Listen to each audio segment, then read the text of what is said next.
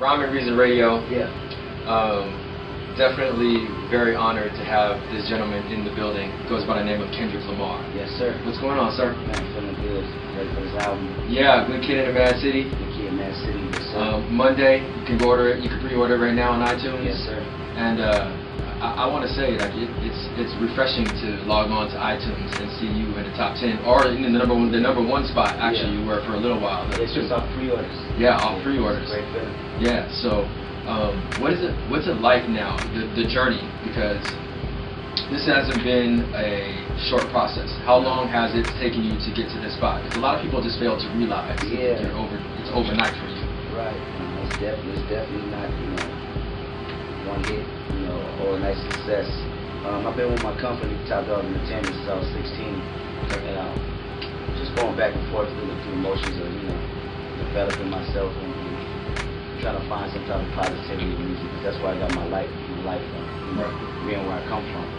And just years, doing hole-in-the-wall clubs, 30 people there, 10 people in there, right? So all the way to selling out your shows in LA, shows in New York, that being Win and eventually catching the ear Drake. Right. So it was a whole process.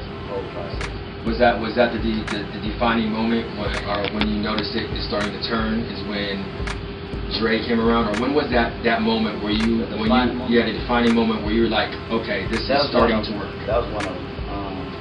One before that, I was selling our shows, with no album on the East Coast and from the West Coast. Right. Just by doing that and seeing how much love I can get outside of my backyard, that was a defining moment right there.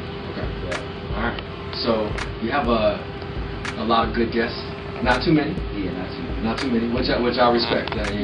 J-Rock, Drake. How did Drake collab came up? I was on this album, Take Care, on Interlude. We did the tour, and it was just something organic. The reason I don't do too many features is because they have to feel there, feel real, and have a certain place within the album. Right. And that was a good place. We just locked in, we vibed. I did this record, Poetic Justice, and it just had a feel. It needed another addition to it. Shot it to him, he loved it. Okay. It was a wrap. All right, and I think on one of the things I saw on the bonus, it would be you and Mary J. Blige track. Definitely. What was that like working with Mary? It was crazy, man. It's a real feel-good record. Yeah. Up tempo. It's an honor. I've been listening to Mary since I was a kid. That's my mother favorite. Right. It's 411. Yeah, right. And records. It was just one of them things, man, where I was blessed to be in a position where she liked the song and she wanted to rap on it. All right, and of course you have J-Rock, MC8. Yeah. MC8 on the record. Keep it classic. Keep it classic. I got to. MC8 is one of my five favorites. One of mine as well. Everybody knows that. Yeah, I mean, Compton Most Wanted. I mean, being on the West Coast. Yeah, definitely. Groups like NWA, Compton's Most Wanted, Low Pro, King T, Breeze, like all these cats, like the history. Yeah. And I just wanted the younger generation to know that. That's why I put features like that on my album. Yeah. For the new generation. The game can never say I can't forget where I come from. Right. With features like that. Because those are the people that help bring me where I'm an artist, where I'm at today. You talk about things I talk about because of the content they have. Okay. Yeah. Can I get you and the Dub C on a record? That'd be crazy. Yes. You, Dub C, Ice Cube, I think that would be... Man, that would be lawless. Yeah, that would be awesome. Yes, sir. You talk about TDE. You've been signed since you were 16. Right. And I want to say this because I teach music business and I'm teaching kids how companies grow and how companies evolve, how record labels now independently can navigate and kind of be self-sufficient without necessarily all major label help. Yeah, definitely.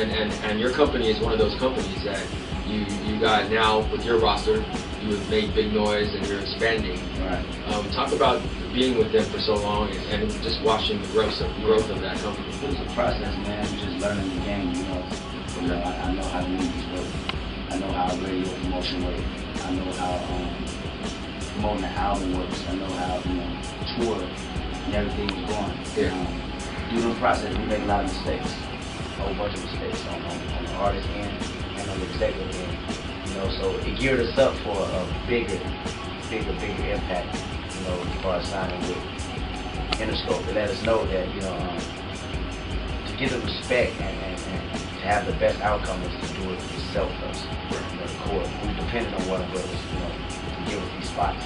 So after we left that situation with J-Rock, what we did, we invented our whole self. We went out here, we put out our own music. Right. We recognized that internet was a big process. Yeah. A big tool. Yes. And we was determined, we started with the music first. So what happened was word of mouth.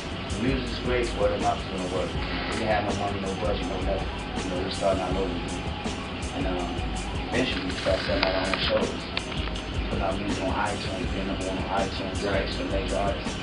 So at the end of the day, what I want to say to people that's really, grinding out there, your source is your music. Your source is your music. You don't need a big studio. Right. You don't need a super big budget. It's really just taking advantage of what you have in front of you and making it work the best. Because if the music is there, everything else will follow behind. And that's something that we have to understand. Okay. All right. We talked about the internet and the growth and influence that now the internet has versus 10 years ago. Yeah. I mean, and especially for you, talk about how that worked for you in your favor. Oh man, it worked 100% positive in my favor. I would say that, and I would say it's also a gift and a curse. Yes. Because what happens is it oversaturates the game. So many artists is coming back to back. Right. And what happens is, it becomes a trend. People be on to one dude, and as soon as the next dude comes, they don't like the dude that's like prior to that. Right. And it's a gift and a curse, and it's all about staying relevant and doing the things where you're still exclusive. That's where I'm at right now. That's where Cole at. That's where Drake is at. Right. That's where Wale is at. All these incredible MCs. At the end of the day, it's always somebody right there on the internet. That can be a sensation quick. Right. So it's really a gift and a curse. But I think it's a great outlet, for independent artists to get their music heard as best as they can. Really listen to. Right. China, overseas, Europe. I was touring on Section 80. No budget now. Going overseas, selling out shows. It's a good look. What's it like touring overseas, especially coming from Compton? Yeah, the energy is so crazy. Yeah, it's crazy out there. They really appreciate it. People think they don't get hip hop. How much they appreciate it. Like, the shows are insane. Okay. Like, the energy is times 10. Right. And I wish I could just bring that same energy. I mean, we got energy in the States. Right. The world, the States got to see how these people react over the music. They appreciate it. That is one common thing that I've talked to a lot of artists, and they're saying the energy overseas is 10 times. Yeah. The appreciation is 10 times. They outdoors in the States for sure. Yeah. Definitely. What was one of the craziest tours or dates that you did overseas that you were like, nah, this can't be? I think it was a short 10-day run, 5 days, 5 tours. Okay. I mean 5 dates, and that was insane. It was just every day was just so much energy. Where is this at? It was in Europe. Yeah. We did London, Paris, Denmark, just that whole little circuit. Amsterdam. Right. Yeah, and every day was just incredible. You always have a home here, a rhyme, a reason, and a beat. We'll always slow you down. The BET Music Matters tour. Go catch it. How long is the tour lasting? All the way to I want to say Halloween. Halloween. And then you start to ramp up again. Yes, Post album. I gotta go to Europe. Gotta go to Europe. Yes, sir. All right, grind never stops. It don't. So I gotta work at it because I'm working with y'all. All right, 100. Congratulations, man. Thank you. Rhyme, a reason, y'all, the beat.